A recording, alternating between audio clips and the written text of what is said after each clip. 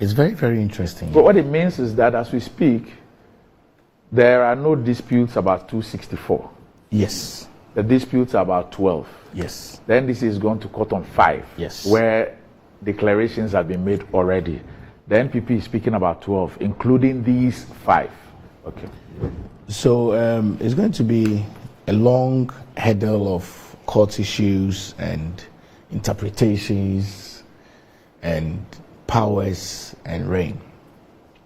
You know, as we observed the coalition and we observed some purported forcibly declaration of MPs elects and reports that have been given by electoral officers to their superiors, which is the Electoral Commission HQ headquarters, that they were coerced and forced to declare seats in favor of the NDC.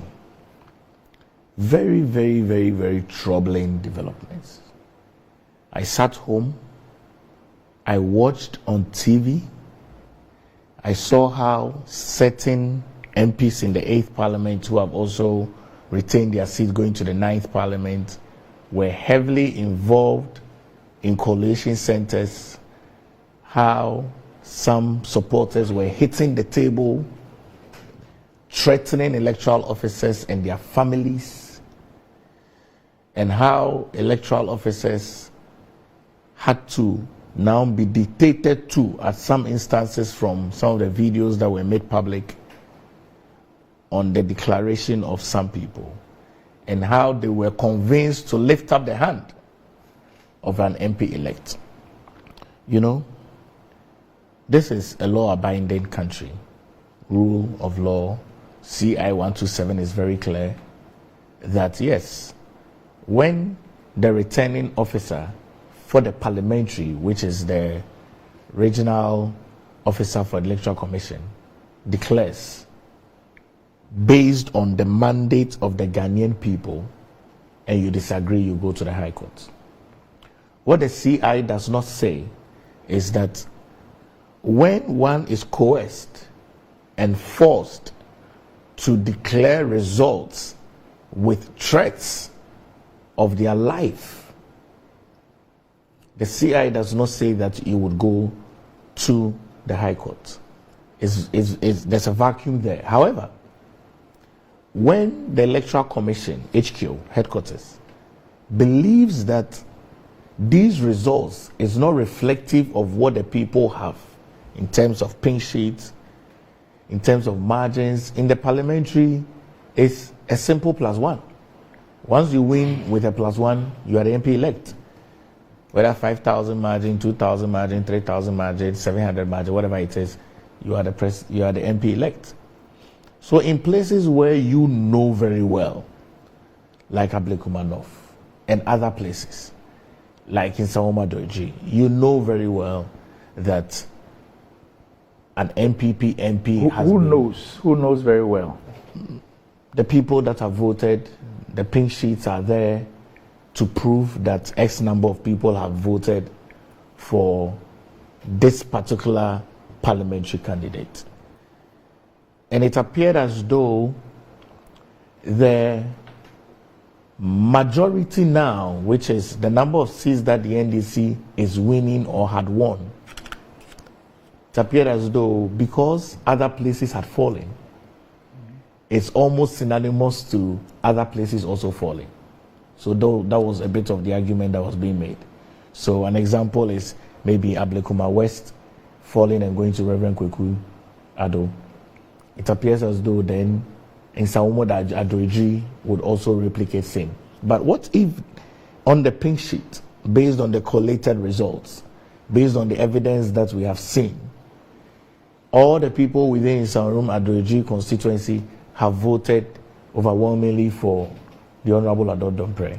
Should we state that, bearing on the evidences that we have before us, because of the supermajority that the NDC would have in the 9th Parliament, we should then now declare all the other seats for the NDC. That should not be the argument. For me, I would only plead that before we get to the 6th of January, to allow peace to be in these constituencies, to allow sanity and clarity to be in Parliament, because you don't want a situation where these MPs elect that have had their hands lifted up by the regional officers would be in Parliament to be sworn in, and then the contesting MP who also says that I have won the election would also be in Parliament. We want this 9th Parliament to begin with the sobriety, the peace, the harmony, the respect that is needed to be an arm of government. So I'm glad that, yes, the MPP did a press conference yesterday, listed out these 13. Well, they list that it was about 13. Okay. Yeah, I mean, Ablekumanov, Dom Kwamenya, Okaikwe Central, Tema Central, Ahafo North, Ahafo North South, Akwetia, Suhum, Fantiakwa North, in Saoma Doeji, Techiman South, Awowin, and Obuasi East. It's about 13 of that. So if you look at this list that has been made out, we would ask the EC to expedite, because the EC also has lawyers. If it needs that, the EC also goes to the High Court to tender in their evidence, so that we will see the fallout of what the judge would pronounce in terms of what the NDC has also sent out.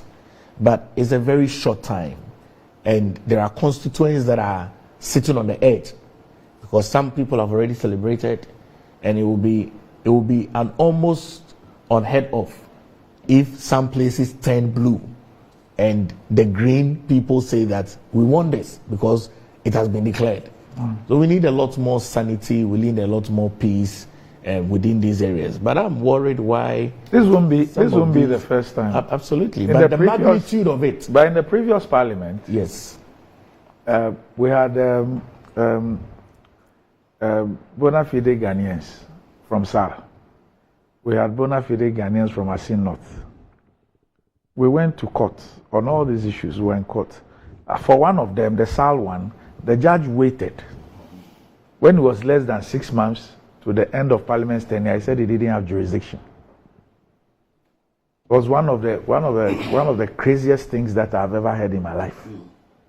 As for Asin North, we know how it went back and forth, the Supreme Court's position and verdict on it and all that, and how eventually we had to go for a by-election and all that. My point is that there are electoral disputes.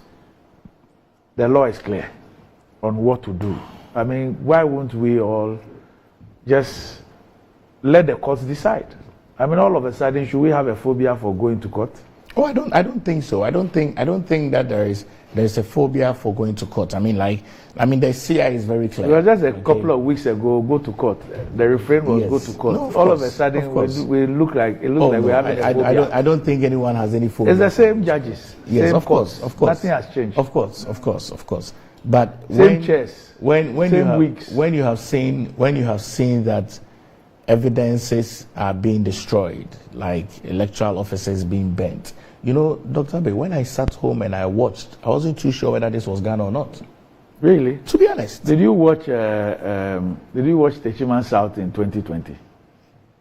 Where 8 people were killed. Did you watch Techiman South? What happened there? Yes, that's what I'm saying. Some of the incidences, that have happened with electoral violence, it's a concern for me because it's not our character, but the extent to which people had gone, burning electoral offices, burning and destruction of pink sheets. I mean, this morning I just saw that Ablekumanov, they've gone to also burn the EC office. I mean, so if you look at the level of destruction, some level of peace must come in here, because now you have almost 13 constituencies that the MPP says is blue, 5 of which the NDC says is green.